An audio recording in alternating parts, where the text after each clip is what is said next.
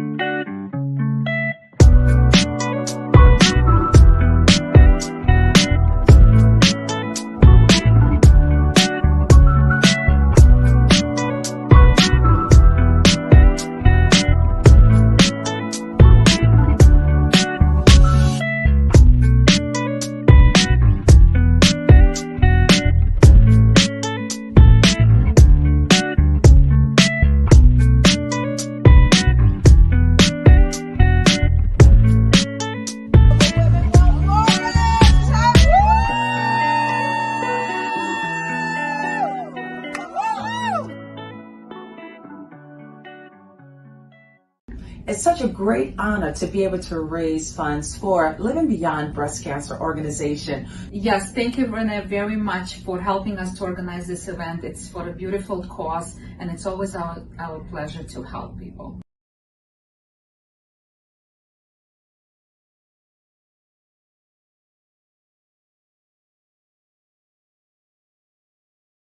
Here we go right now. I'm Renee Knorr, grateful to be the host of not only the GW3Live, but also with the Breakfast with Champions. And today, oh my goodness, I have my man himself, Mr. Izu Samuel. Not only is he the king of communication, but also you're the king of storyteller right there from Africa. In addition to that, Izu, you have truly done something that's so remarkable, being the king of communication. I'm so excited to be sitting next to you. So first, you know what we're going to do, Izu? What are we going to do first? We're going to laugh, okay? Oh my goodness. Guys, I want you to tune into us live. We're on Instagram, we're on Facebook, and he is a handsome jet. Yes, he is. How are you feeling today, my friend? I feel so excited. I feel like a blessed African man. Well, you and I'm so honored being right here. Well, you know what, Izu? You have something that's so special. You know, not only do you have a gift for being able to help people with their story, but you know what? As we were talking recently, it's like a beautiful blessing of us being able to bridge the gaps between the diaspora alongside with Africa. Now, I have to ask this question to you guys, you know, because this is things that people really want to know. Have you ever explored coming to the United States? I want to know if you have done that. No, I have not really explored coming to the United States, but I have been to Canada for a project and some projects in Australia as well. And I have also traveled around some parts of Africa, like due to the nature of my work, I'm always sojourning to different parts of the African continent, and it's part of what I love to do. Thank you. Oh, wow. You know, I'm grateful to hear this. You know, I think this year alone, um, as we're closing out this year, December 9th, you know, we had our huge event, the Resurgence, and it was a powerful experience to see how many individuals were able to travel from Africa, who were able to travel from London, all for the very first time. And, you know, when I was speaking with you the other day, you know, it's automatically we have that synergy. And you know, something about what you do is so extra special. You always know how to make people feel important. I guess also, you know what? You really know how to shine the spotlight on individuals. So I'm happy to shine the spotlight on you today, you know, for the Breakfast with Champions segment. You know, I want to ask this question to you also.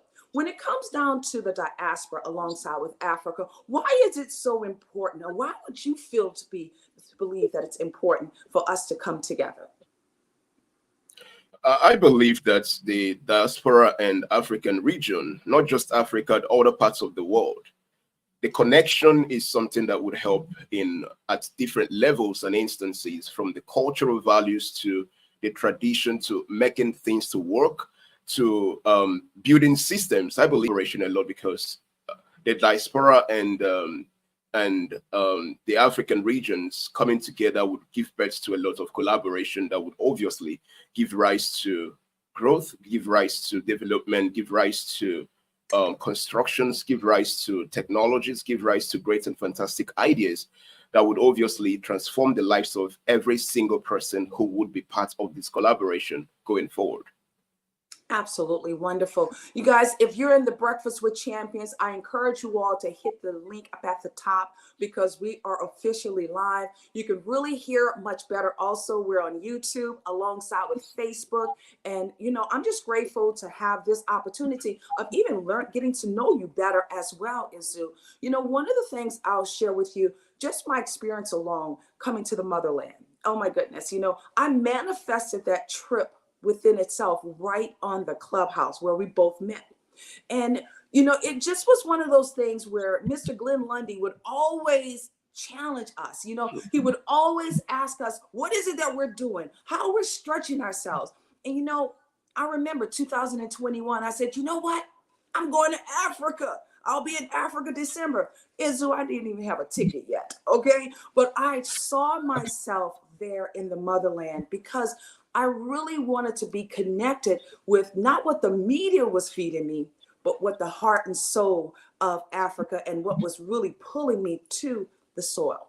And I'm so grateful that we have done that. You know, now since 2021, I've gone to Tanzania. I've gone to Ethiopia. Right. I've gone to Kenya. And now we're talking about Nigeria. Come on now. Talk to me. The culture of Nigeria, because you guys have over 210 million people. Am I right when I say those numbers? Sure, you're very correct about that statistics. Nigeria is the giant of Africa. And one of the things that makes Nigeria the giant of Africa is the fact that Nigeria is embodied with talented people, fantastic creatives. Nigeria is embodied with traditions and cultures that beautifies not just Nigeria, the rest of Africa and the world at large. Believe me, when you talk about transformation at all significant levels, you want to mention Nigeria. When you talk about arts, when you talk about fashion, when you talk about technology, when you talk about smart, good-looking people, mention Nigeria. Nigeria is endowed, Nigeria is intelligent, and it's a very beautiful place. And you know what, Renee? There has been this narrative painted out about Nigeria being a very unsecure place, you know, insecurity and all manner of things happening in Nigeria. Believe you me, in Nigeria, there are a series of places that you want to go, you want to visit. Beautiful places, cities like Abuja, cities like Lagos State, cities like Calabar, cities like Benin. These are advanced cities with proper security. The fact that you keep seeing a lot of negative things about Nigeria, believe me, it's a very beautiful place to visit, and I am so proud to say that your next visitation to Africa should be in Nigeria, the giant of Africa, to experience the culture of Africa and Pan-Africanism. You could just hear Izu. He was just speaking about himself. He was giving all the right adjectives. But you know what? I'll share this with you, Izu. I always wanted to go to Nigeria. I really did. The first moment of wanting to go to Africa, it was either between Nigeria or it was Uganda. Now, how I found myself in Tanzania, only God had a hand with that. But look what's happening right now. You know, not only do I embrace the opportunity of learning more about Nigeria, I want to see Nigeria through your eyes, because that really makes all the difference in the world, right? Or even just being able to explore. You know, when you come to the United States, you have two different outlets here with us. Not only in Atlanta, you get an opportunity of being able to appreciate the culture and the energy, but you know, I'm born and raised from New Orleans, Louisiana, and there's no place like New Orleans when it comes down to music, when it comes down to the embodiment of people, as well as what you said, as, you know, just a cultural. That's one of the things I appreciate. You know, Africa, 57 different regions. Oh my goodness. You know, just this past 2 weeks, December 9th, we had one of the kings from Nigeria who we were able to honor. And then we had two of our other queens. One of the queen was from Ghana, Queen Mary Martin. And then we had another queen that was from Bamenda. So I want to know, where's your royal family? I want to know, where's the royal blood? Because I know, I feel it with you as well, Izu. Please share. Sure. For me, I am an Igbo by tradition. Traditionally, I'm an Igbo. You have the Igbos, you have the Yorubas, you have the Hausas, you have the Fulanese. You have different traditions and cultures. And all of these people are known for specific things.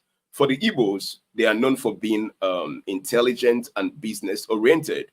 And for the Hausas, they are big on culture. And by culture, I mean they are big when it comes to their language, because their language is really like, it can be seen as a religious aspect of their livelihood. And then you talk about the Yorubas are considered as the elites. They love education a lot, as much as the Igbos, as much as the Fulanese and the rest of it, and the Ejos. There are different regions when it comes to Nigeria. But there is one beautiful thing about my own region, which is the Igbo. The Igbo is very welcoming. If you're going to ever visit an Igbo person for the first time, the person will do everything possible to ensure that you're welcomed in their home. They will prepare all manner of soup, all manner of food, just to welcome you. Delicious delicacies, such that when you are done consuming those delicacies, you will just be laughing out loud, like, so those delicacies are so amazing. And one other beautiful thing about the Igbo culture, which is the part I'm coming from, is that we are very creative. We are very creative. We are really intelligent in terms of innovating ideas, creating the best of shoes sold in Africa. They are made in a place called Aba, and Aba is located in the eastern part of Nigeria. You have the eastern part, you have the western part, you have the northern and the southern part of Nigeria. And I am from the eastern part of Nigeria. So that's, in a nutshell, it's just a brief information about where I am coming from. Both my mom and my dad, both of them are from that eastern part of Nigeria. Very beautiful place that you want to explore. Over to you. You know, I'm already seeing myself wearing those shoes, eating the food, and also dancing and just appreciating the culture, just how you've been able to just express it. You know, I really would like to say this as well. One of the things when we were in Tanzania recently, the music, I mean, we were with the Maasai. That was the group that was there. Of course, they're known for their jumping so high. And I just was like, so just embodied with just the energy. So I'm going to say this, Izu, because truly, King Izu, I'm going to give you that name, King Izu, okay? Thank you.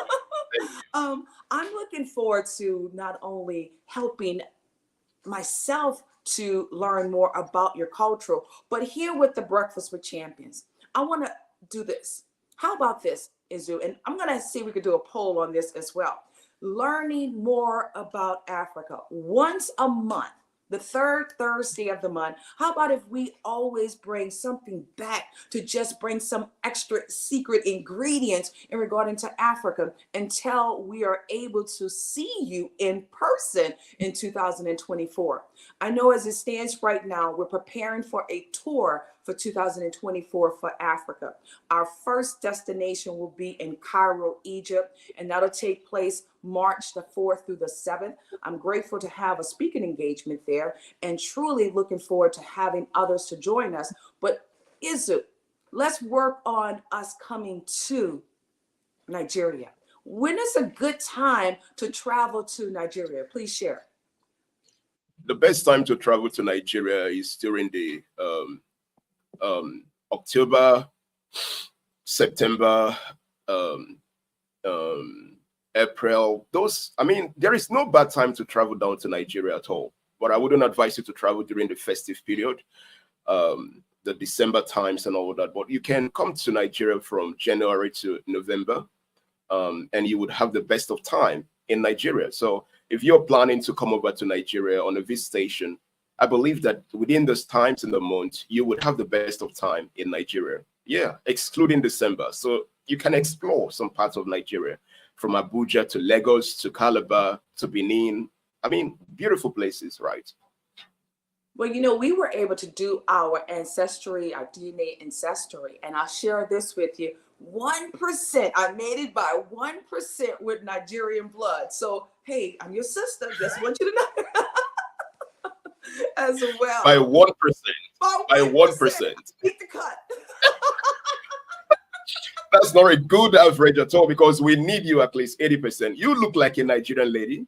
Yeah, honestly. No, that's what everybody said. You look like my sister. Yeah. You look like my sister. Yeah. Well, I literally have more. I'm from Ghana. I have a larger percentage from Ghana alongside with England and then Native American Indian. But 1%. So I made the cut and I'm all in. Okay, we're all in. Oh my goodness. Well, I'll ask this question to you as well, because you've done something that was incredible. We know you're one of those TEDx speakers, and you did it right there in Africa. Share with us, what was that moment like for you? For me, it has always been the best moment for me. Having people from the diaspora part of the world coming over to Africa to deliver their TED Talks has always been one of the best aspects of my business and what I do. When I receive those people down to Africa, there is this family created, there is this love, there is this compassion felt. For instance, the last time we had somebody from the UK visit to deliver her TED Talk, it was a very fantastic experience, because when she was done sharing her story, everybody in the audience stood up to recognize, honor this lady. They were so happy to connect with this person.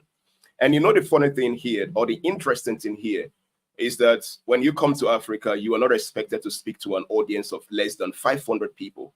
The audience has to be from 500, 700 people would gather in a very beautiful auditorium to listen to you deliver your TED Talk, to listen to you deliver your talk. And believe me, beyond just delivering your TED Talk and the experience, someone there would want to know more about you and would be challenged to even do more. And also, I'm going to say this, Renee, Africa is not synonymous with poverty and want and need. Africa is synonymous with greatness. And the reason I'm saying this is because when people come over to Africa to deliver their TED Talk and their talks, they experience the richness of Africa. They experience the wealth of Africa. They experience the homeliness of Africa. And that is what Africa is about. Africa is not all about begging and begging and begging and begging. No. Africa is all about giving and giving and giving. That is one of the experiences that I love about bringing people from the Western community down to the African space. I feel always like a newborn baby doing that. A newborn baby. I love it. Let's go ahead and put some hearts in the chat, guys. Let's blow up the chat. Izu, you said something that was so important. It was really, really pivotal in regard to why I even came to Africa. Unfortunately, media only shows the negative side of Africa. It really does. And you know, one of the things when I was even interested in going over to Africa, I asked one of the young ladies in regarding to, well, can you send me a picture of where we're going to stay? And oh my goodness, Izu, she sent me this amazing 5-star luxury hotel. I'm like, are you kidding me? Is that where we're going to stay? Of course. She said, yes. I said, I'm coming. The water was the bluest. The sand was the whitest over in Tanzania, right there alongside the Indian Ocean. And not only is it important for us to explore, it's also important for us to just get that underneath for our own experiences. Don't do it based upon what anyone else says. You have to experience Africa for yourself. And I'm glad that you said that as well. Because you know what? I didn't even have anyone to come and start begging towards me or asking me for anything. It was such a beautiful, beautiful experience. Right. Right. So, and I'm so happy to hear that, Renee, because most times when the word Africa is mentioned, people think Africans are fraudsters. In fact, I have met clients that were just at the verge of transacting, doing business together, and they heard Africa and they ran away. I have no problem with such experiences, but I am here right on this platform to say that there are exceptional Africans, and one of those exceptional Africans is Izu Samuel and many other people you want to get connected to. When you come to Africa, you're going to see the best of buildings, you're going to see the best of roads, you're going to see the best of cars, and I'm giving you 4 facts here, and that is the honest and interesting thing about Africa. Over to you, Renee. Well, you know what, Izu, I think it's something that we could do together. You know, we love our community with the Breakfast with Champions. I would like for us to create sort of not only an opportunity to give more people the pleasure of experiencing, you know, Africa, but specifically your hometown. As I share with you, I know for sure we'll be in Cairo, Egypt, and that's in March. I know we have to return back to Tanzania, you know, as an ambassador of the Sharon Ringo Foundation. We'll be returning back to Tanzania in April as well as in October. So how about this? You come back to us in regarding to what's going to be the best time. Let's put some, you know, let's do some brainstorming together. And if everyone in the Breakfast with Champions would be open enough to travel to see Izu in person, but more, I know. But more than that, Izu, let's make it where it's truly an opportunity. You know, doing a TEDx talk right there in Africa, that would be huge. Is it any way possible if we can coordinate something like that? It's very possible. In fact, when you were speaking, I began to imagine, because my Bible tells me I'm a God. I began to imagine the possibilities of this. Imagine seeing Mr. Glenn in Africa, in Nigeria, speaking on the stage before 700 to 1,000 people. I'm just imagining seeing Felicia. I'm just imagining seeing Marilyn, the CEO of Breakfast with Champions. I'm just imagining seeing all those people, you know, being right there, delivering their talk. So it's possible for us to have a TED Talk delivered on that very day. So we're having a TED Talk, we're having an event, we're having people gathered together in their numbers to welcome and receive Breakfast with Champions on that precious day. It's going to be an amazing experience, and it is possible for that to be achieved. Over to you, Renee. I absolutely love that. If you absolutely appreciate, you know, the fact that we brought Izu Samuel to the Breakfast with Champions to speak about Africa this morning, go ahead on and unmute. You're right there live with the Clubhouse. Even if you're on YouTube, feel free to go ahead and unmute and say, King Izu, we love you. Come on now.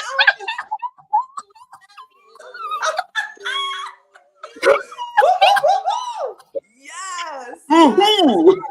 That's what I'm talking about. Well, you know what? It's almost that time for us to welcome the man to the stage. We have about 5 more minutes. You know, I would love, Izu, for you to pour in just some words of wisdom, because we will be back. As I said, every Thursday, the 3rd Thursday of the month, we're going to be bringing back opportunities of not only exploring Africa, educating you more about Africa, but we're going to do our part until we all get the opportunity to meet Izu in Africa. Share your words of wisdom before we close out. Thank you, Izu. I'm not just waiting to see you people in Africa. I'm also looking forward to coming over to the States to see you people someday. But this is what I would have to say to every one person who is seeing me right now.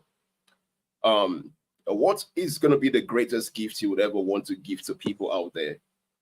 What would be the greatest gift? I would say that the greatest gift you would ever want to give to anybody out there is the gift of your story. And what is your story? Your story is who you are. It doesn't matter who you are, where you are at the moment, what you're going through. In fact, you should never, ever believe that you have to tell your stories when everything has been achieved. This is the right time for you to stand up and decide to tell your stories, because that is the greatest asset you would ever give to your generation. Your generation is not waiting on your qualification. Your generation is not waiting on your car. Your generation is not waiting on your beautiful house. Your generation is waiting on your story. So I'm going to say this to you right away. And if you can hear my voice, please help me to type it in the comment box. Tell your story now. That is the heritage of who you are. That is what your name is about. And that is the assignment that you have in this world, to use your story as a tool and as a blessing to shape the world, from your family to the society to people all around yourself and your livelihood. Once again, my name is Izu Samuel, and I am so happy to be on this platform right about now. And let's keep doing this, Africa to the world. Absolutely. And Izu, I want to share this with you. These are some of the beautiful pieces that I received in Africa. Oh, wow. Okay. This was my first award that I received when I went to Africa in 2021. This one here, and the last one that I received when we were in Dubai from Ethiopia. Don't break anything. I love the awards from Africa. This baby right here. Beautiful. Okay. So this year, 2024, is all about helping others to reach their awards, to reach their goals. And I'm looking forward to bridging this gap, not only here between the diaspora and Africa, but I want to say this as well, throughout the world. I know for sure we can do it, because that togetherness is all that we need. It's been a pleasure as well as an honor to not only to have you here this morning with my special edition, Africa, BWC. We're going to continue on spreading our wings so therefore we can bring everybody home to the motherland. I'm Renee Knorr, the founder of the Global Women Wealth Wars, as well as the GW3 Global Society. It's been an honor as well as a privilege to be here with you guys this morning. Without further ado, let's do what we do best by unmuting. I think we got, unmuting, and welcome to the stage, Mr. Glenn Lundy. Everyone, let's give it up for Izu, Glenn Lundy, and Renee Knorr. Let's go. Woo, woo, woo, woo, woo.